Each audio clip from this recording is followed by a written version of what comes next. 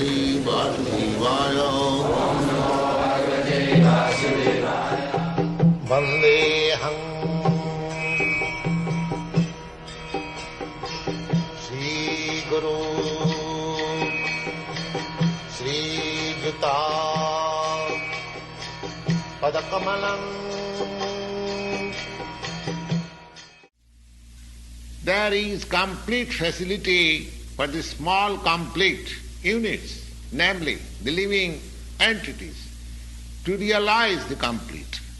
And all sorts of incompleteness is experienced on account of incomplete knowledge of the complete.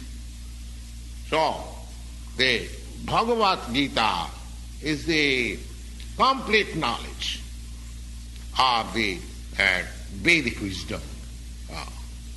The whole Vedic knowledge is infallible.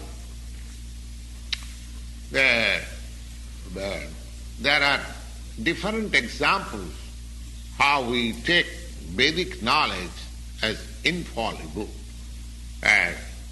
Take for example, so far the Hindus are concerned and how they accept the Vedic knowledge as complete. Here is an insignificant example. Just like the cow dung. The cow dung is the stool of an animal.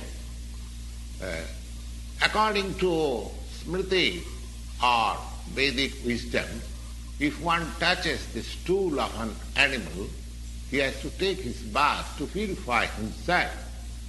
But in the Vedic scriptures, the cow dung is stated as pure.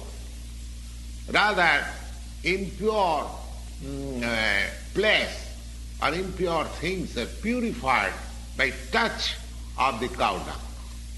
Now, if one argues how it is that in one place it is said that the stool of the animal is impure, in another place it is said that the cow dung, which is also the stool of an animal, it is pure.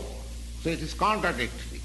But actually, it may appear to be contradictory, but because it is Vedic injunction, therefore, for our practical purposes, we accept it. And by that acceptance, we are not committing mistake. It has been found by modern chemists, modern science. One Dr. Lal Mohan Ghosa, he has very minutely analyzed the cow dung, and he has found the cow dung is a composition of all antiseptic properties. So similarly, he has also analyzed the water of the Ganges out of curiosity. So, my idea is that Vedic knowledge is complete because it is above all doubts and all mistakes. And Bhagavad Gita is the essence of all Vedic knowledge. The Vedic knowledge is therefore infallible. It comes down through the perfect disciplic succession. Therefore, Vedic knowledge is not a thing of research. Our research work is imperfect because we are searching everything with imperfect senses. Therefore, the result of our research work is also imperfect. It cannot be perfect. We have to accept the perfect knowledge.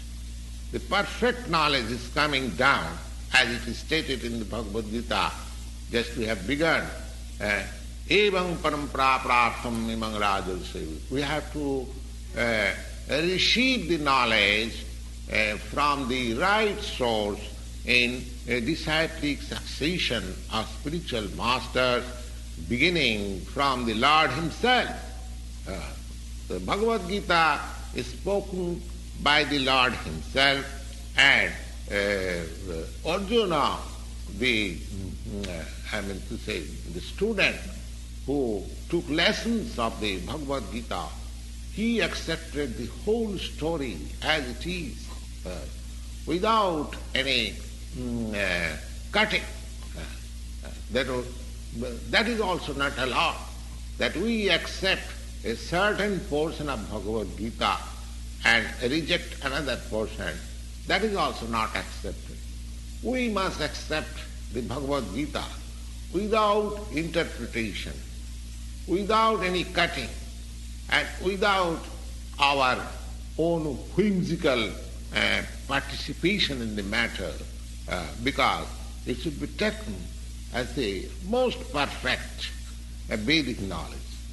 The Vedic knowledge is received from the transcendental sources because the first word was spoken by the Lord himself. The word spoken by the Lord is called apaurusya, or not delivered by any person of the mundane world who is infected with four principles of imperfectness. A living being of the mundane world has four defective principles of his life, and they are: 1, that he must commit mistake; 2, he must be sometimes illusion; and 3, he must try to cheat others; and 4, he is endowed with imperfect senses. With all these four principles of imperfectness, one cannot deliver the perfect form of information in the matter of all-pervading knowledge. The Vedas are not like that. The Vedic knowledge was imparted in the heart of Brahma, the first created living being, and Brahma, in his turn, disseminated the knowledge to his sons and disciples as they are originally received from the Lord.